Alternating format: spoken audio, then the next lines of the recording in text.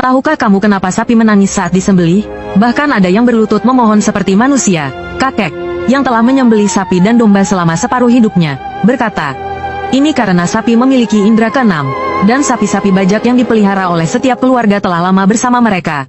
Setiap hari bekerja keras membantu para petani. Mereka sudah mengerti perasaan manusia. Tapi hari itu, Sun Liang membawa seekor sapi tua berwarna kuning.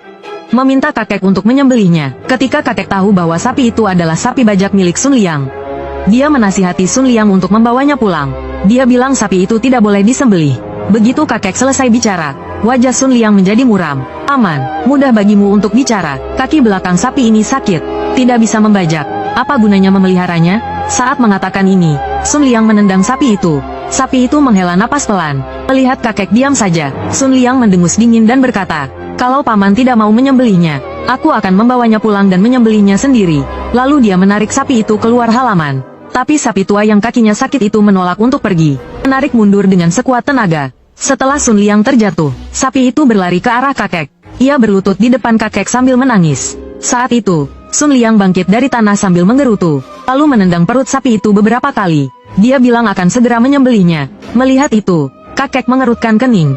Tatapan sapi itu sungguh menyedihkan. Kakek segera melangkah maju dan menarik Sun Liang sambil berkata, sudahlah, jangan dipukuli. Sapi ini aku beli. Sun Liang tertegun beberapa detik lalu tertawa dan berkata, paman, biasanya paman menyembelih babi dan domba. Tidak pernah terlihat iba. Tiba-tiba ingin membeli sapi tua yang tidak berguna ini. Apa paman ingin mengumpulkan pahala? Saat mengatakan ini, mata Sun Liang penuh ejekan. Kakek malas berbasa-basi dengannya. Katakan saja, berapa harganya? Sun Liang mengacungkan 5 jari. Kau mau merampokku? Kakek menghela nafas, lalu mengeluarkan uang dari rumah dan memberikannya kepada Sun Liang. Setelah menerima uang itu, Sun Liang pergi tanpa menoleh ke belakang. Setelah Sun Liang pergi, kakek melepaskan tali yang mengikat sapi tua itu. Setelah dilepaskan, sapi tua itu terus mengangguk ke arah kakek. Seolah-olah berterima kasih, kakek membuka kandang kambing lamanya, dan membiarkan sapi tua itu masuk. Setelah membeli sapi tua itu, wajah kakek tampak murung. Aku tahu dia mengkhawatirkan nenek. Dia membeli sapi tanpa berdiskusi dengan nenek. Kakek menatapku dan berkata, Dongfu, menurutmu, apa nenek akan marah kalau tahu aku membeli sapi? Kira-kira dia marah nggak ya? Aku mengangguk. Nenek tidak hanya akan marah, tapi pasti juga akan memarahi kakek. Kakek tersenyum dan berkata, sudah terlanjur dibeli, tunggu saja sampai dia pulang. Sampai hari gelap, nenek pulang dari kota. Dia membeli kain baru. Kain ini untuk pernikahan adik laki-lakiku. Saat melihat sapi tua berwarna kuning di kandang kambing, dia bertanya dengan tatapan aneh, bagaimana sapi tua milik keluarga Liang bisa ada di rumah kita? Kakek menyalakan rokoknya dan berkata, dibeli. Nenek terdiam beberapa detik, lalu meninggikan suaranya. Dibeli? Kau membeli sapi pincang? Apa yang kau pikirkan? Berapa harganya? Kakek mengerutkan kening dan menjelaskan dengan suara rendah. Sapi bajak tidak boleh dibunuh. Liang bersikeras ingin menyembelih sapi ini. Jadi aku membelinya. Nenek kehilangan kesabaran. Dia langsung masuk ke dalam rumah untuk memeriksa berapa banyak uang yang tersisa.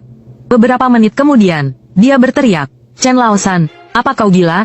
Daming akan segera menikah. Tapi kau menggunakan uang untuk membeli sapi pincang? Apa yang kau pikirkan? Kembalikan sapi itu sekarang. Setelah mengatakan itu, nenek berjalan menuju kandang kambing. Sapi tua itu ketakutan dan berdiri. Nenek meraih tali sapi dan menariknya keluar. Sapi tua itu mengembik sambil menghentakkan kakinya ke tanah. Melihat itu, kakek bergegas menghentikannya. Mereka berdua bertengkar di halaman karena sapi tua itu. Setelah terlepas, sapi itu terlatih-tatih masuk ke kandang kambing dan menginjak-injak tanah seolah menemukan sesuatu. Penasaran, aku mendekat dan menemukan emas di tempat yang diinjak sapi tua itu. Aku segera berteriak pada kakek dan nenek, Kek, Nek, ada emas. Begitu aku selesai bicara, kakek dan nenek masuk ke kandang kambing. Kakek membungkuk, mengambil emas di tanah, dan berkata sambil tersenyum, ini berkah bagi keluarga kita. Nenek membelalakan mata dan melihat sekeliling. Setelah memastikan tidak ada orang, dia berbisik, kakek, cepat bawa emasnya ke dalam rumah. Nenek tersenyum lebar dan berkata, kakek, dengan emas ini, hidup kita akan lebih baik. Kakek juga tersenyum dan berkata, benar. Lalu dia berkata kepadaku, Dongfu, kau tidak boleh memberitahu siapapun tentang emas yang kita miliki. Aku mengangguk. Nenek mengeluarkan kertas merah dari lemari dan membungkus emas itu satu persatu. Setelah semua emas dibungkus, aku mengangguk dan berlari ke gudang untuk duduk, menunggu nenek memanggilku kembali. Setiap kali dia menyembunyikan uang, dia selalu menyuruhku pergi. Beberapa saat kemudian, setelah mendengar nenek memanggilku, aku lalu berlari kembali ke kamar timur, memanjat di dipan tanah dan tidur. Keesokan harinya, sapi tua di kandang kami mati. Ia tergeletak di tanah dengan darah hitam di sekitar mulutnya. Melihat itu, nenek panik dan menghentakkan kaki sambil mengumpat. Binatang kurang ajar mana yang meracuni sapi kami? Kakek mendekati nenek dan berkata, "Nenek, tenanglah. Tadi malam sapi itu datang ke mimpiku." Kakek masuk ke kandang, membungkuk, dan mengelus sapi tua itu sambil berkata, "Umur sapi tua ini sudah habis. Ia ingin terlahir kembali sebagai manusia, dan memintaku untuk menguburnya di bawah pohon willow di belakang gunung, dan menjaganya selama 3 hari. Nenek melihat sapi tua di tanah dan berkata, "Sapi tua ini memang kurus kering, tapi beratnya juga 4-500 kati. Bagaimana kau bisa membawanya ke gunung belakang? Desa kita dikelilingi gunung, jalan gunungnya saja sudah sulit dilalui. Membawa sapi ke atas gunung akan lebih sulit lagi." Kakek berkata, "Aku akan mencari beberapa pemuda untuk membantu membawanya ke gunung belakang." Nenek ragu-ragu sejenak lalu berbisik, "Emas dan sapu tangan kita dicuri." Kakek menggelengkan kepala dan berkata, "Tidak mungkin, tidak ada yang tahu kita punya emas." Setelah mengatakan itu, kakek keluar untuk mencari orang. Nenek mengambil kain bunga dari gudang, dan menopangnya dengan kayu untuk melindungi sapi tua itu dari sinar matahari. Menjelang siang, beberapa pemuda datang ke rumah kami.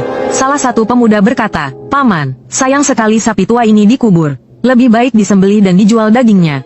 Kakek tersenyum dan berkata, "Sapi yang mati karena wabah tidak bisa dimakan." Pemuda itu berkata sambil tersenyum, "Sayang sekali." Para pemuda itu mengangkat sapi tua dan berjalan keluar halaman. Kakek mengikuti di belakang mereka.